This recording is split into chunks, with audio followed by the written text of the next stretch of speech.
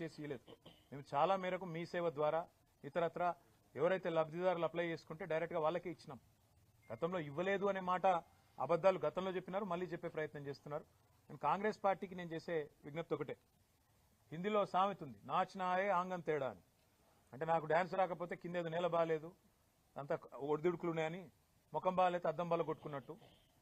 గ్రామ సభల్లో ప్రజలు అడుగుతున్న ప్రశ్నలకు మీ దగ్గర సమాధానాలు ఉన్నాయా? ప్రజలు ఏమడుగుతున్నారు? 100 రోజుల్లో 6 గ్యారంటీలు అన్నారు, ఏమైందని అడిగారు. ప్రజలు ఏమడుగుతున్నారు? రుణమాఫీ సంగతి ఏమైందని అడుగుతున్నారు. రైతు బంధు ₹1 ఇప్పటిదాకా వేయలేదు, మీ ప్రభుత్వం వచ్చినాక ఎందుకు వేయలేదు అని అడుగుతున్నారు. వాటికి సమాధానం చెప్పే సత్తా మీ కాడ లేకపోతే మేమేం చేస్తాం? ప్రజలు ఇంకొక మాట కూడా అడుగుతున్నారు. 1,06,00,000 దరఖాస్తులు తీసుకున్నారు మీరు ప్రజాపాలన పేరిట డిసెంబర్ 23లో. ఆ దరఖాస్తులు ఇచ్చినాం కదా, రేషన్ కార్డులకు రైతు భరోసాకు మళ్ళెందుకు దరఖాస్తు పెట్టాలని అడుగుతున్నారు. ఎవరు తప్పిది? ఆ దరఖాస్తులు ఎక్కడ పోయినాయి? ప్రభుత్వం దగ్గర సమాచారం లేదు.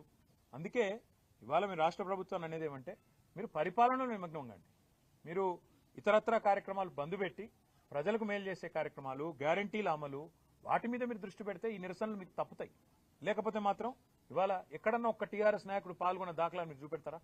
ఎక్కడికక్కడ ప్రజలు మరలబడుతున్నారు, టెంట్లు ఊలగొడుతున్నారు. రేపు ఇదే తీరుగా కొనసాగితే గవర్నమెంట్ ను కూడా ఏదో దశలో ప్రజలు వాళ్ళు ఖచ్చితంగా తిరస్కరిస్తారు. కాంగ్రెస్ కార్యకర్తలు